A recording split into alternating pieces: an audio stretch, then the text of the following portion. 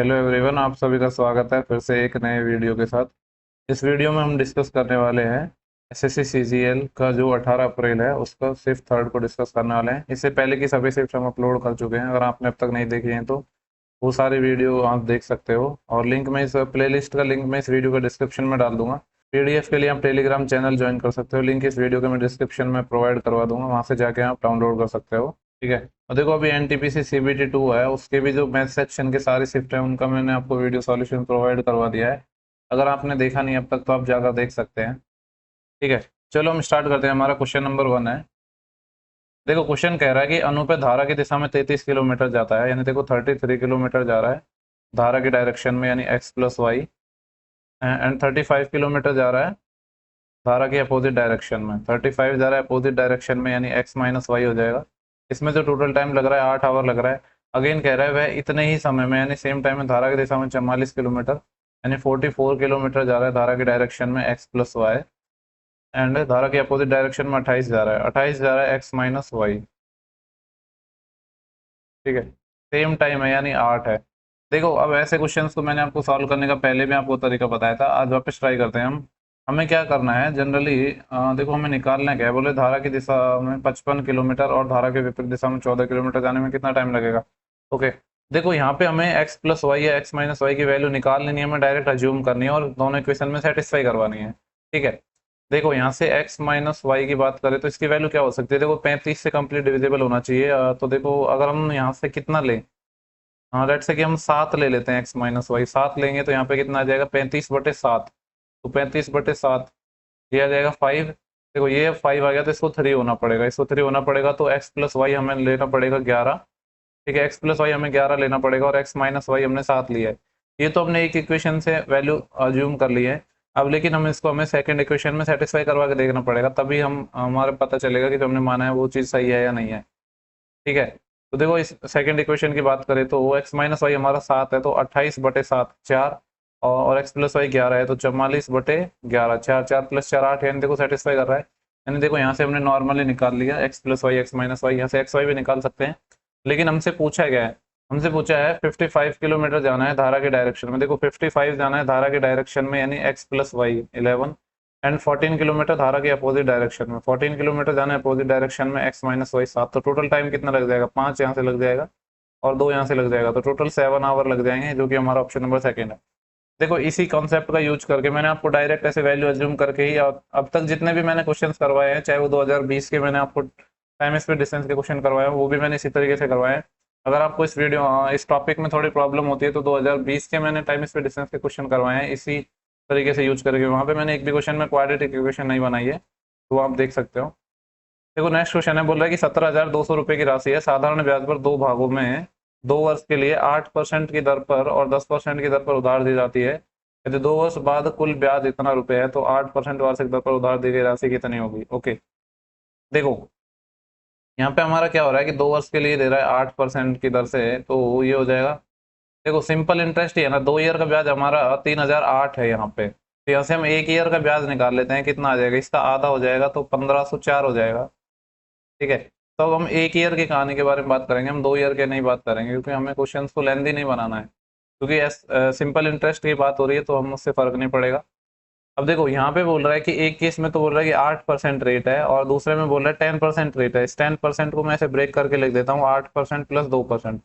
उससे होगा क्या, देखो अगर मैं कहता हूँ कि दोनों ही केस में रेट हमारी 8% होती, तो फिर हमारा जो ब्याज कितना आता, देखो 17,200 पे हमारा ब्याज आता, 8% के हिसाब से कितना ब्याज आता, 8% निकाल लेते हैं इसका, तो ये जीरो तो कैंसिल हो जाएंगे, और 8 दूनी 16, असीला 1, 8 7 56 और 1 57, असीला 5, 8 एकम 8 5 13, 1376 रुपये आते।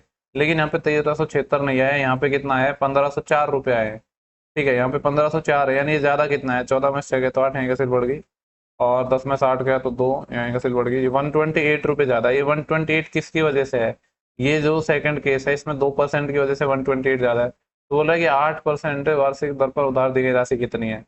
देखो, 2% के हिसाब से इतनी है, तो यहाँ से 100% की निकाल लेंगे 50 से मल्टीप्लाई करके, तो इसको 50 से मल्टीप्लाई कर देते हैं तो जीरो तो यहाँ पे आ जाएगा, और 5 से मल्टीप्लाई करेंगे 5 8 40 बचे 4, 5 2 10 और 4 14, असीला 1, 5 एकम 5, 5 और 1 6, देखो 6400 रुपये यहाँ दे दी, तो जो बचा अमाउंट है वही हमारा क्या हो जाएगा, 8% के हिसाब से आएगा, क्योंकि ये जो हमारा अमाउंट आया है तो 10% वाले के हिसाब से आया है। तो 8% के हिसाब से कितना आ जाएगा, टोटल हमारा था 17,200। 17,200 में से हम माइनस कर देंगे 64, तो जो हमारा आएगा वही हमारा क्या हो जाएगा, 8% के हिसाब से आ जाएगा, क्योंकि हमसे 8 वाला पूछा है। 12 में 4 8, यहाँ का सिर्फ बढ़ेगा, 17 में 7 10, तो 10,800 हमारा आंसर हो जाएगा, जो कि ऑप्शन नंबर फर्स्ट गिवन है। ओके, देखो नेक्स्ट है, बोला कि दो समरूप त्रिभुज हैं पी क्यू आर और एम एन टी। हम दो ट्राइंगल बना लेते हैं, ये है पी, ये पॉइंट पी है, ये क्यू है, ये आर है, और दूसरा क्या है, एम एन टी। ठीक है, यहाँ पे हम एक दूसरा बना लेते हैं एम एन टी, इस पॉइंट को एम मान लेते हैं, इसको एन, इसको टी। ठीक है, आगे बोल रहा है कि ये सिमिलर है। देखो सिमिलर तो दिए ही हुए थे, और इनके जो एरिया का रेशो है 196 और 69 है, तो इनका जो साइड्स का रेशो कितना आ जाएगा, इनका स्क्वायर रूट आ जाएगा। यानी देखो ये 14 का स्क्वायर है और ये कितना है, 13 का स्क्वायर, तो साइड्स का रेशो आ गया इनका ये। ठीक है, अब बोल रहा है यदि बड़े त्रिभुज पी क्यू आर, ये पी क्यू आर है, इसकी सबसे बड़े भुजा की लंबाई 28 है। देखो कोई सी भी बड़ी भुजा मान लो कि ये 28 है, तो पूछ रहा है छोटे त्रिभुज एम एन टी की सबसे लंबी भुजा की लंबाई क्या है। तो देखो 14 की वैल्यू 28 है, तो 13 की वैल्यू कितनी हो जाएगी, 26 हो जाएगी। तो 26 इस सवाल का हमारा सही जवाब हो जाएगा, जो कि ऑप्शन नंबर सेकंड गिवन है। बोला कि एक निर्माता किसी वस्तु का मूल्य इतने रुपए अंकित करता है, 1800 अंकित करता है, और उसे एक डीलर को 15% की छूट देता है। डीलर के नगद भुगतान करने पर वह 8% की एक्स्ट्रा छूट दे रहा है। तो बोला कि निर्माता कितनी राशि देगा इसको। देखो 1800 रुपये की कोई चीज थी, इस पे 15% का डिस्काउंट हो गया। 15% होता है 3/20, तो इस पर डिस्काउंट 3 का है, तो आ जाएगा 17/20 इंटू, देखो 8%, 4% 1/25 होता है, 8% 2/25, 25 पे 2 का डिस्काउंट, तो ये कितना आ जाएगा, 23/25। इसको सॉल्व करेंगे तो ये हमारा एसपी निकल के आ जाएगा, जो कि यही हमसे पूछा है। ठीक है, तो इसको सिंप्लीफाई कर लेते हैं। देखो ये 0 से 0 चले जाएगा, और 2 से ये कितना चले जाएगा, 90 टाइम, ये 5 से 5 टाइम, और 5 से 18 टाइम। ठीक है, तो इसको अब हम सॉल्व करते हैं। तो 17 संत 119, 17 इंटू 136, हसीला 13, 17 एकम 17, 17 और 13, 17 3 20 और 10 30, 306। 306 को 23 से मल्टीप्लाई करना है और 5 से डिवाइड करना है, तो पहले मल्टीप्लाई कर लेते हैं। तो 23 छः के कितना आ जाएंगे, 138, इतना होता है 23 छः के 138, हसीला 13, 138, देखो ये 3 आ जाएगा, सिर्फ 1 कैरी आएगी यहाँ पे, और 23 थी 69, और 69 और 170, यानी 7038 है। इसमें हमें डिवाइड करना है 5 से। तो देखो 7000 होता पूरा पूरा, तो 1400 हो जाता है ये हमारा। अब 38 एक्स्ट्रा है, तो 38/5, यानी 5 7 35, बचे 3, 30 5 7.6। तो अगर एग्जैक्ट हम बात करें तो हमारा ये आएगा 1407.6। अप्रोक्स वैल्यू पूछिए, इसके अप्रोक्स क्या है हमारा, 1408 है। ओके, कोई नेक्स्ट क्वेश्चन है हमारा, बोल रहा है ए किसी काम को 15 दिन में कर देता है, और बी है उसी काम को 21 दिनों में कर देता है। यदि वे एक साथ मिलकर काम करते हैं तो काम कितने दिनों में खत्म हो जाएगा। देखो इन दोनों का एलसीएम कितना आ जाएगा, 105 आ जाएगा, क्योंकि 15 से 105 होते हैं, 21 पंज 105 होते हैं, दोनों जब मिलकर करेंगे तो कितना टाइम लेंगे, ये 105, और 7 और 5 12, इतने ले जाएंगे। देखो ये हो जाएगा 12 इंटू 96, बचे 4, 9, 9/12, 3 3 3 चौको 12, 8, 3/4 हो जाएगा, जो कि ऑप्शन नंबर थर्ड गिवन है। ओके, देखो नेक्स्ट क्वेश्चन है, बोल रहा है इसको सॉल्व करना है, ये इतना आसान क्वेश्चन है। 3/1 3 हो जाएगा, 3 इंटू 2 कितना हो जाएगा, 6, 6 प्लस 5 11, 11 माइनस 2 9 आ जाएगा ऊपर तो, और नीचे क्या है, 3 3 9, 9 माइनस 2 7। देखो ये बहुत ही आसान क्वेश्चन है। ओके, इसके बाद नेक्स्ट क्वेश्चन है, देखो एक अच्छा क्वेश्चन है। ये बोल रहा है कि 18 क्रमिक पूर्णांकों के एक समुच्चय का औसत 22.5 है। क्रमिक पूर्णांक का मतलब है कंसेक्यूटिव, जो हमारे इंटीजर है उनका जो एवरेज है वो 22.5 है। देखो ये 18 है, तो एवरेज क्या होगा, 9वां और 10वां नंबर होगा। ठीक है, जैसे कि देखो ये 18 है, ऐसे यहाँ पे क्या होगा हमारा 9वां और 10वां, यानी ये 9वां नंबर है मान लो, और ये 10वां है, इनके बीच में क्या होगा, ये एवरेज होगा। ये नंबर हमारा 10वां है, 11 12 13 14 15 16 17 और ये 18 है। ठीक है, मैं आपको एक और तरीके भी बता दूंगा इस सवाल के करने के। देखो ये 22.5 है, यानी इन दोनों के बीच में 22.5 है, तो ये वाला कितना रहा, 23 रहा होगा, और ये कितना है, 22 है, क्योंकि इन दोनों के बीच का एवरेज है। बोल रहा है कि इनमें से कौन सा उस समुच्चय का सबसे बड़ा पूर्णांक है, तो सबसे बड़ा इंटीजर क्या हो जाएगा, जब ये 23 है तो ये कितना हो जाएगा, 24 25 26 27 28 29 30 और 31 हो जाएगा। 31 इस सवाल का हमारा सही जवाब आ जाएगा। देखो यहाँ पे बोल रहा है कि जो थीटा है वो 0 से 90 डिग्री के बीच में लाई करता है, तो इसकी वैल्यू निकाल बता दो। ठीक है, देखो अगर ये स्टैंडर्ड वैल्यू पे हुआ तो हम थीटा क्या रखेंगे, 60 रखेंगे। देखो 60 रखेंगे, तो क्योंकि देखो मैंने आपको हर एक जितने भी क्वेश्चन आए वैल्यू पुटिंग से बताया, उसमें उसमें मैंने आपको बताया कि आप ऐसे वैल्यू लो जिससे रूट में ना जाएं, और जो एक टर्म वाले में यानी लीनियर वाले में हम बात करते हैं, क्योंकि स्क्वायर वाले तो रूट में वैसे ही नहीं जाती है। तो देखो 60 की अगर हम बात करें तो 2 इंटू साइन 60 कितना होता है हमारा, √3 होता है, उसका स्क्वायर करेंगे तो 3/4 प्लस 3 इंटू कॉस 60 होता है 1/2, तो 3/2। अगर मैं इसको सॉल्व करूँ तो ये 2 टाइम चले जाएगा, तो ये कितना आ जाएगा, 3 और 3 6/2 3, यानी सेटिस्फाई कर रहा है। थीटा बराबर 60 हमारे यहाँ पे सेटिस्फाई कर रहा है, तो थीटा बराबर 60 हो जाएगा। अब हमसे पूछा गया इसकी वैल्यू बता दो। देखो सेक 60 क्या होता है, कॉस 60 होता है हमारा 1/2, तो सेक 60 होता है 2 का स्क्वायर 4 प्लस कॉट 60 कितना होता है, देखो टेन 60 √3 होता है, तो 1/√3 इसको स्क्वायर करेंगे 1/3, तो ये क्या आ जाएगा 4 1/3 आ जाएगा, जो कि ऑप्शन नंबर हमारा कौन सा गिवन है, सेकंड गिवन है। ये बोल रहा है कि in election two candidate between two candidate 5% of the registered voters did not cast their vote. देखो टोटल मान लो 100 वोटर्स थे, जिसमें से क्या हुआ 5% लोगों ने वोट नहीं दिया, तो कितनों ने दिया 95% ने दिया। ठीक है, आगे बोल रहा है 10% of the voters were found इधर इनवैलिड और एनओटी है। ये देखो इसका 10%, यानी इसका जब 10% निकालेंगे हम, तो 9.5% ऐसे हैं, सॉरी 10% ऐसे हैं, यानी 9.5 ऐसे हैं जिनके या तो वोट इनवैलिड हैं या काउंट नहीं किए गए हैं। तो टोटल वोट जो काउंट किए गए हैं वो कितने हो जाएंगे, 95 माइनस 9.5, तो ये आ जाएगा देखो 95, अगर 10 होता तो 85, तो ये आ गया 85.5। ठीक है, ये इतना आ गया। अब यहाँ पे हमें क्या बोल रहा है कि the winning candidate received 60% of the voters in his favour and won by 17217। ठीक है, तो देखो इसका टोटल विनिंग जो कैंडिडेट है वो 60% इसका प्राप्त हुआ उसको, और जो हारने वाला है उसको क्या कितने प्राप्त हुआ, इसका 40% प्राप्त हुआ। ठीक है, तो इन दोनों का डिफरेंस ही तो दे रखा है हमें, तो इन दोनों का डिफरेंस क्या हो जाएगा 85.5, ऐसे कॉमन ले लेते हैं हम, और 60 माइनस 40 20%, 20% होता है 1/5। 5 से इसको सॉल्व करें हम तो 5 एकम 5 बचे कितने, 3 5 7 35 और 5 एकम 5 17.1 ऐसे है। ठीक है, ये 17.1 आ गया। और जो ये 17.1 रेशियो है, इस रेशियो की वैल्यू हमें दी गई है, तो मैं इसका पॉइंट हटा लेता हूँ, यहाँ पे 0 लग जाएगा। दूसरी साइड जो भी वैल्यू है उसको मल्टीप्लाई कर दूंगा मैं इससे, 17271 और 0। ठीक है, इसको अब हमें डिवाइड करना है। देखो 1 7 1 जा कितना हो जाएंगे, यहाँ पे जाएगा 8 टाइम। ठीक है, फिर कितना बचा 1 बचा ना, अब हमने क्या उतार लिया 7 उतार लिया, लेकिन भाग नहीं जाएगा तो यहाँ पे एक 0 आ जाएगा। देखो यहाँ पे 1 7 1 एक टाइम गया, फिर हमने 17 उतार लिया 0। ठीक है, फिर ये 1 टाइम जाएगा और फिर 0, तो 1 यूनिट की वैल्यू हमारी इतनी आ गई, हमें निकालनी है। पूछ कह रहे हैं find the number of registered voters, यानी 100 की वैल्यू निकालनी है। ठीक है, तो जब इसके साथ 2 0 और चिपका देंगे, यानी 1 0 1 0 और डबल 0 और, तो ये आंसर आ जाएगा 1 0 1 और 3 टाइम 0। ऑप्शन नंबर हमारा गिवन है 10। देखो नेक्स्ट क्वेश्चन है, बोला है कि √x माइनस 1/√x इसकी वैल्यू 3 है, तो ये बता दो। तो यहाँ से मैं अगर इसका स्क्वायर करूँ तो यहाँ से क्या आएगा इसका स्क्वायर करूंगा तो x प्लस 1/x, √3 का स्क्वायर 3 प्लस यहाँ पर आ जाएगा 2, तो ये हो जाएगा 5। अब वापिस अगर मैं इसका स्क्वायर करूँ तो यहाँ से एक्स स्क्वायर प्लस 1/x² निकल के आ जाएगा, जो 5 का स्क्वायर 25 माइनस 2 23 आ जाएगा। फिर अगेन इसका स्क्वायर करूँ तो मैं पावर 4 में आ जाएगा, जो कि कितना आ जाएगा 23 का स्क्वायर माइनस 2, तो 529 माइनस 2 527 हो जाएगा, जो कि ऑप्शन नंबर क्या है, थर्ड गिवन है।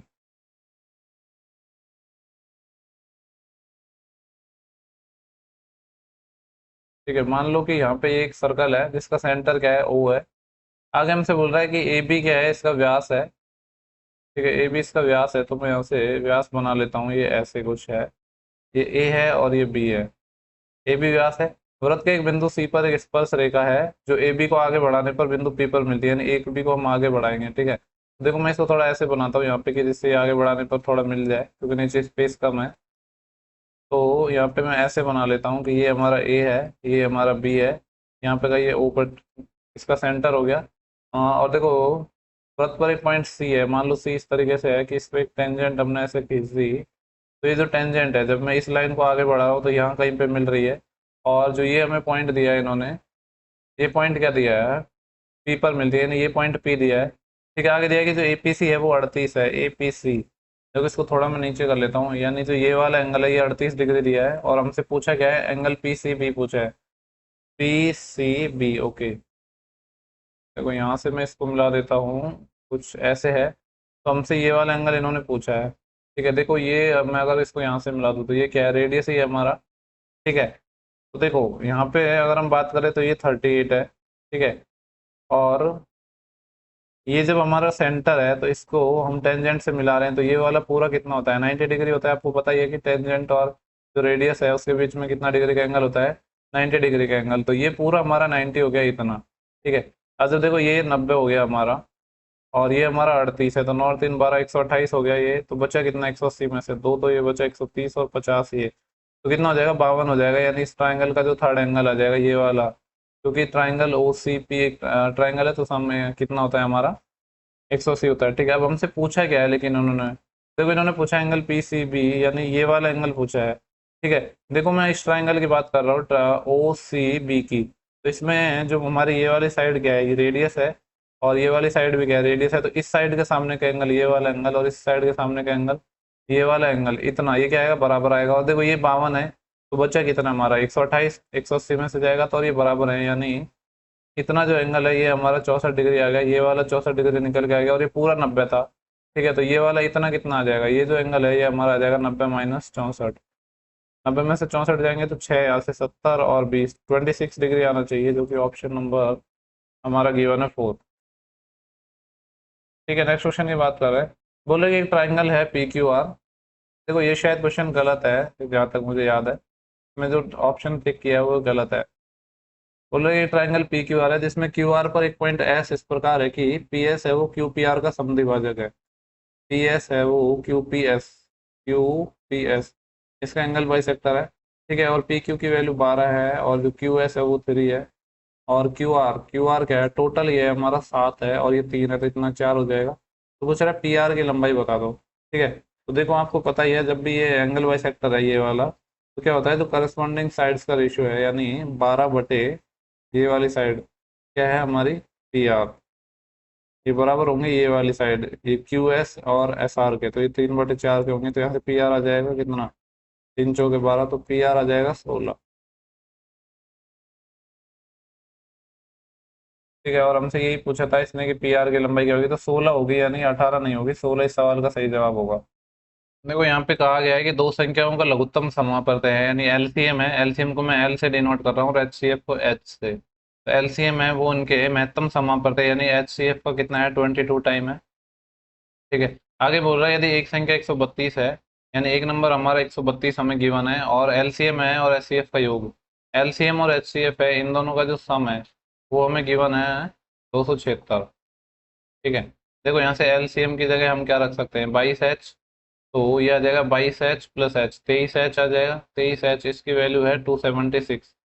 तो यहाँ से एच सी एफ कितना आ जाएगा, देखो 23 एकम 23, बचेंगे कितने, 4, 40, 23 दून 46, यानी एच सी एफ हमारा 12 आ गया, और एलसीएम कितना आ जाएगा, 12 × 22 आ जाएगा। ठीक है, अब आपको पता ही है कि पहली संख्या गुणा दूसरी संख्या बराबर होता है एच सी एफ गुणा एलसीएम, तो एलसीएम कितना है 12 × 22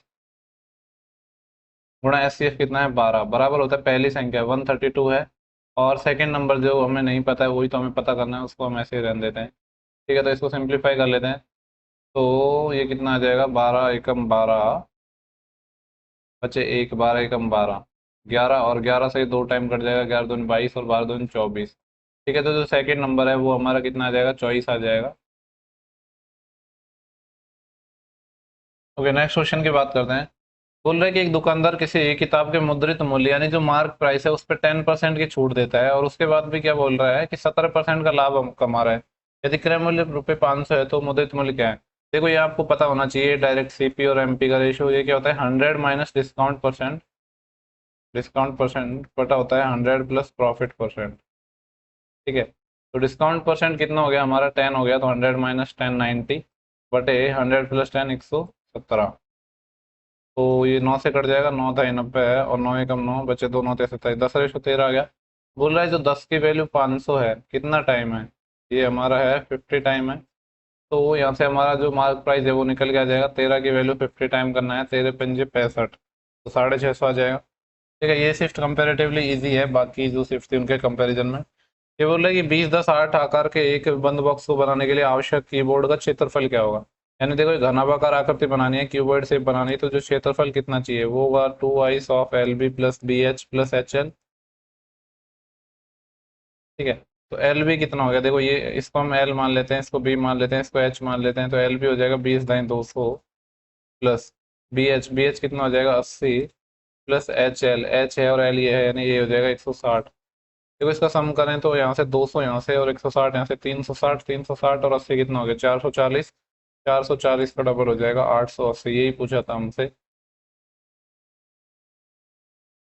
ओके, नेक्स्ट क्वेश्चन है।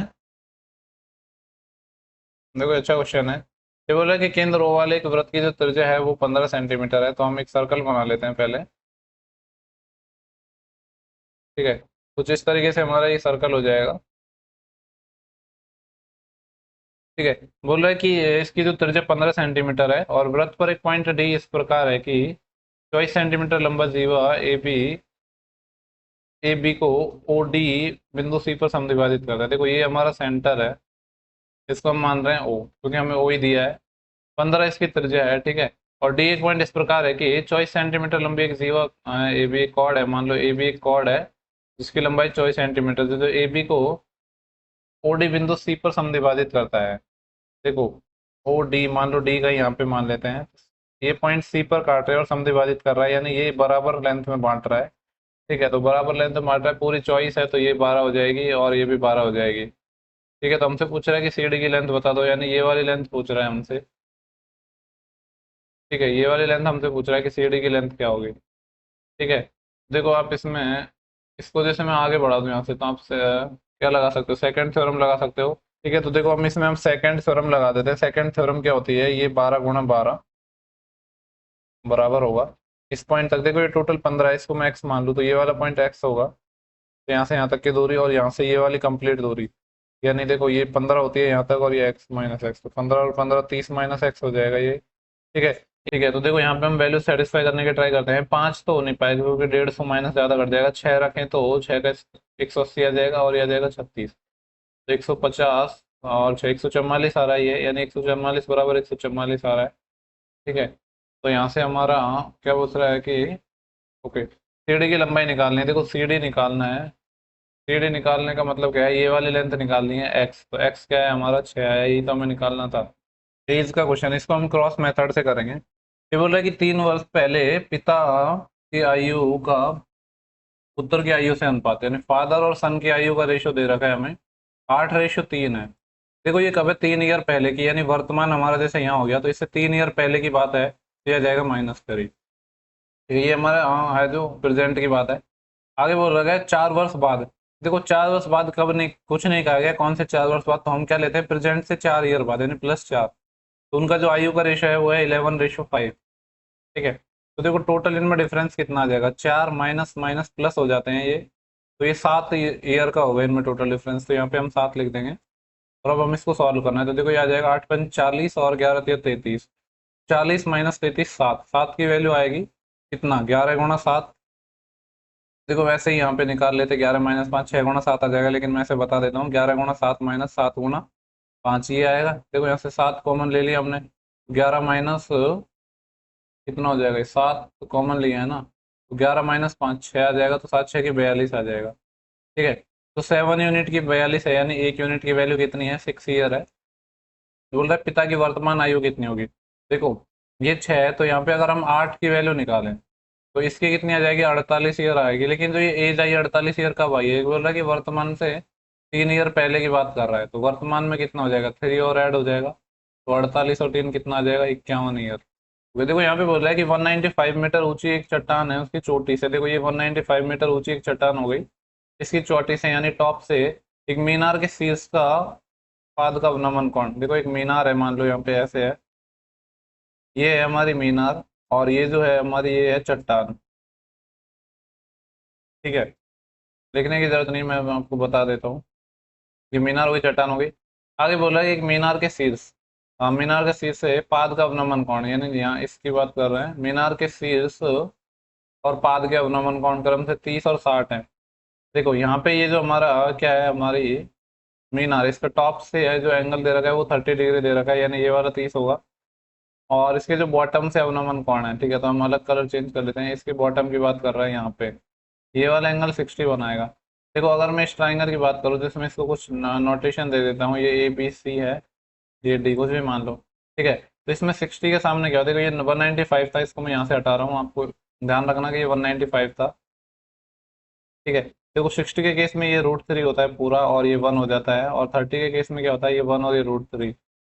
ठीक है, ये √3 है, तो ये तो सेम तो हो नहीं सकता, तो इसको √3 से मल्टीप्लाई करेंगे हम, तो ये आ जाएगा √3, ये √3 से मल्टीप्लाई हो जाएगा तो क्या हो जाएगा, ये हो जाएगा 3, ये पूरा हमारा 3 आ रहा है इतना।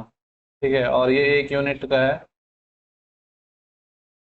ठीक है, ये 1 यूनिट है, तो इतनी बची हमारे कितनी है, 2 यूनिट है, यानी ये वाली 2 यूनिट है। तो बोल रहा है कि मीनार की ऊंचाई बता दो, यानी ये मीनार, इसकी ऊंचाई, यानी 2 यूनिट की वैल्यू बतानी है, ठीक है। यहाँ पे देखो 2 और 1 3, टोटल 3 यूनिट है, इसकी वैल्यू दी थी 195 मीटर, और यहाँ से 2 की वैल्यू बतानी कि 2 यूनिट की वैल्यू कितनी होगी। तो आ जाएगा 3 6 18 बचे 1 3 5 15 65, और इसका डबल ये आ जाएगा 130, ठीक है, जो कि ऑप्शन नंबर हमारा फोर्थ गिवन है। इसके बाद है कि एक संख्या n को जब 6 से विभाजित किया जाता है तो 2 रिमाइंडर बचता है। देखो n कोई नंबर है, इसको जब हम 6 से डिवाइड कर रहे हैं तो क्या हो रहा है, हमारा जो रिमाइंडर निकल के आ रहा है वो 2 निकल के आ रहा है, ठीक है। अब यहाँ पे n को ना करके क्या बोल रहा है, n square plus n plus 2। अब हम इसको 6 से डिवाइड कर देते हैं, तो तीनों हम अलग अलग केस में ले लेते हैं। देखो ये पहला आएगा n² बाई 6, मैं यहाँ पे लिख ही देता हूँ, और ये आएगा n/6, और ये आएगा 2/6, ठीक है। इतना हो गया। अब यहाँ से रिमाइंडर निकालेंगे। देखो जब कोई ये नंबर हमारा n था, इसको हम 6 से डिवाइड कर रहे हैं तो रिमाइंडर हमारा 2 आ रहा है, लेकिन जब n स्क्वायर करते हैं तो रिमाइंडर भी क्या होता है हमारा, इसका, देखो ये यहाँ पे डिवाइड हो रहा था 6 से, तो इसका भी क्या हो जाएगा, स्क्वायर हो जाएगा, यानी यहाँ पे जो रिमाइंडर है वो कितने आ जाएंगे हमारे, 4 आ जाएंगे, ठीक है। तो पहले वाले केस का आ गया 4। आगे बोल रहा है कि n है, देखो n को 6 से डिवाइड कर रहे थे तो हम 2 ही रिमाइंडर आ रहा था, और यहाँ पे 2/6 तो है ही। देखो 6 2 को जब 6 से डिवाइड करते हैं तो 2 रिमाइंडर आता है, तो टोटल कितना आ गया, 6, तो 8 रिमाइंडर आ रहा है, 6 से बड़ा आ गया। तो वापस इसको 6 से डिवाइड कर देते हैं तो कितना आ जाएगा, 2। तो 2 इस सवाल का हमारा सही जवाब हो जाएगा। अच्छा क्वेश्चन था ये। ओके, नेक्स्ट क्वेश्चन है, बोल रहे गोले का आयतन है इतना। गोले का आयतन कितना होता है, 4/3 पाई। पाई हमें 22/7 यूज करना है, हाँ, r³ और ये दिया है 4851 के। देखो ये क्या 22 से डिविजिबल हो रहा है, 22×44 4, 22×44 1, 22 से नहीं हो रहा, 11 से हो जाएगा ये। देखो 11 से इसको काटेंगे तो 11×2 = 22, 11×4 = 44, बचे कितने, 4×45, 11×4 = 44, 1 11 कम 11, 4 से 41 है। तो देखो r³ कितना आ जाएगा हमारा, ये आ जाएगा 4 से 41, 21 का स्क्वायर होता है, और 3×7 = 21, यानी 21 का क्यूब आ जाएगा, और यहाँ पे 4×2 = 8, 2 का क्यूब आ जाएगा। तो यहाँ से अगर हम r निकालना चाहे तो 21/2 जो कि 10.5 आ जाएगी। हमसे पूछा गया है उसका व्यास बताना है, ठीक है। तो व्यास कितना हो जाएगा, 2r, तो ये हो जाएगा 10.5 का r 21। देखो जो हमारा नेक्स्ट क्वेश्चन है, यहाँ पे हमें दिया है a की वैल्यू 10 है, तो इसको सॉल्व करना है। तो 12 गुणा a 10 होगा तो ये sin 30 हो जाएगा। sin 30 होता है 1/2, तो 12/2 ये आ जाएगा 6 + 5 इंटू, देखो ये हमारा 10 है, तो 5×50, 50 - 10 45, cos 45 होता है 1/√2, तो ये आ जाएगा 5/√2 डिवाइड, यहाँ पे देखो ये आ जाएगा 9 इंटू, हमारा a कितना है, 10 है, तो 90/2 45, तो sin 45 1/√2 -4, देखो a 10 था हमारा, तो 50 और 10 60, तो cos 60 कितना होगा, फिर cos 60 होता है हमारा 1/2, ये होगा ये। इसको सिंप्लीफाई अगर हम करें तो ये दो दो टाइम चले जाएगा, और यहाँ पे √2 एलसीएम आएगा, तो ये आएगा 6√2 + 5, और ये जो √2 है ये एलसीएम आ जाएगा यहाँ पे। देखो यहाँ पे बटे में √2 बच रहा है इस वाले का, और यहाँ पे भी क्या है, देखो ये आ जाएगा 9/√2 -2, तो ये आ जाएगा 9 - 2√2 बटे √2, ठीक है। पूरे के बटे में √2 है, तो √2 से √2 तो कैंसिल हो जाएंगी, तो ये आंसर आएगा 6√2 + 5 बटे 9 - 2√2, ठीक है। ऐसा ऑप्शन 6√2 + 5। तो इस वीडियो में इतना ही था, बाकी जो नेक्स्ट बचे हुए शिफ्ट है उनका वीडियो मैं जल्दी आपको प्रोवाइड करवाने वाला हूँ। तब तक आप पढ़ते रहिए, और अगर आपको सेशन पसंद आ रहा है तो लाइक कमेंट शेयर करना ना भूले। Okay, thank you for watching, have a good day.